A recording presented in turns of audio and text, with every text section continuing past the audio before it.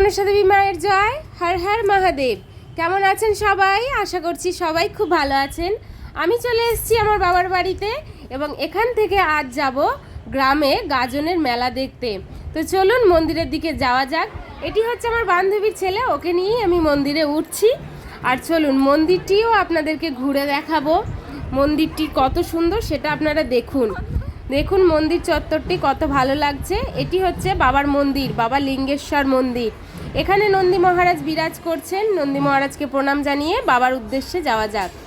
এখানে আছেন বাবা লিঙ্গেশ্বর এবং কালভৈরব।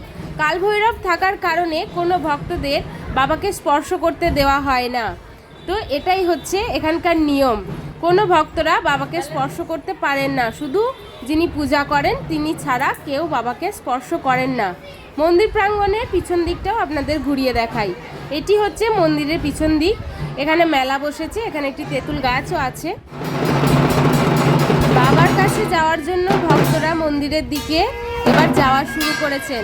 আর দেখুন অনেক অনেক ভক্ত এবার কামিয়েছেন বাবার জন্য। তো চলুন, কেমন লাগলো আপনাদের অবশ্যই কমেন্ট করে জানাবেন। হর হর মহাদেব। আর কোথায় কোথায় আপনাদের গাজন হয়, আপনারা কারা কারা গাজন দেখেছেন অবশ্যই কমেন্ট করে জানাবেন। 5 জন গিয়েছিলাম।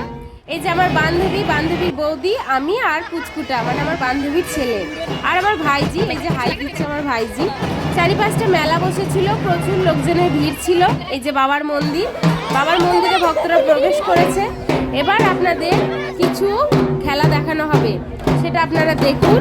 আপনাদের কেমন লাগলো, আপনাদের ওদিকে গাজন কীভাবে হয়, কেমন হয় অবশ্যই কমেন্ট করে জানাবেন।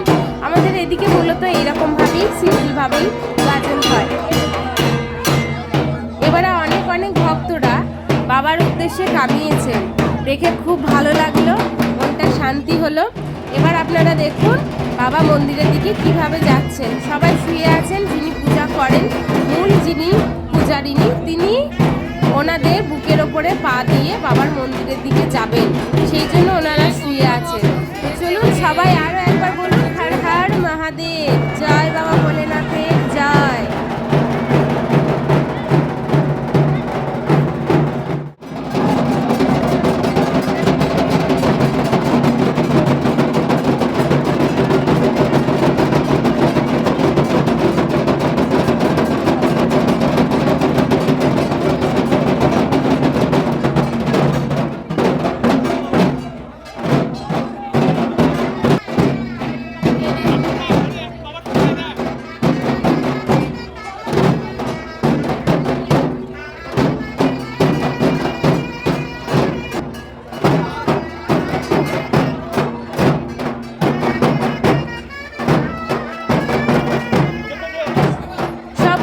সবকিছু শেষ হতে হতে সন্ধ্যা হয়ে গিয়েছিল।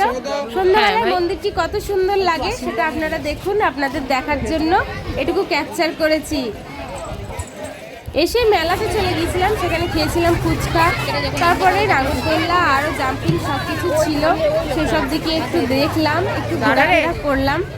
মেলাটা ঠিকঠাকই বসেছে, খুব বড় সড়োভাবে মেলা বসে না এখানে, জায়গাটা ছোট্ট তো, তাই ছোট্টর মধ্যে যেটুকু বসেছে খুব সুন্দর। তারপরে ঘুগনি নিয়ে নিয়েছিলাম, সবাই মিলে ঘুগনি খেলাম। মেলার ঘুগনি খেতে খুব ভালোই লাগে। সবাই মিলে মেলার ঘুগনি খেয়ে, সবাই একটি করে পাঁপড় খেয়ে তারপরে চলে গিয়েছিলাম মোমো খেতে। আমি মোমো লাভার, আমার মোমো খেতে খুব ভালো লাগে, তাই মোমো খেয়ে নিয়েছিলাম। সন্ধ্যের পরে আমরা চেপেছিলাম বোটে। দেখতেই পাচ্ছেন যে পুকুরের মধ্যে আমরা সবাই বসে আছি, আমার বান্ধবীর বৌদি, আমার ভাইজি আর আমার বাচ্চাটা, সবাই মিলে এখানে আছি। বোটের মধ্যে খুব এনজয় করলাম, সবাই খুব ভালো লাগলো। আপনাদেরকে শেয়ার করলাম আমি কিভাবে গাজনটি এনজয় করলাম, সেটা আপনাদেরকে শেয়ার করলাম। আশা করছি আপনাদের এই টুকরো টুকরো মুহূর্তগুলো দেখতে অবশ্যই ভালো লাগবে। আপনাদের ওখানে কিভাবে গাজন হয়, কত বড় মেলা বসে অবশ্যই কমেন্ট করে জানাবেন। এবার বোট থেকে নেমে চলে গিয়েছিলাম মেলার দিকে কিছু কেনাকাটা করতে। সেখানে কিছু চুড়িমালার দোকান, কিছু খেলনার দোকান বসেছিল।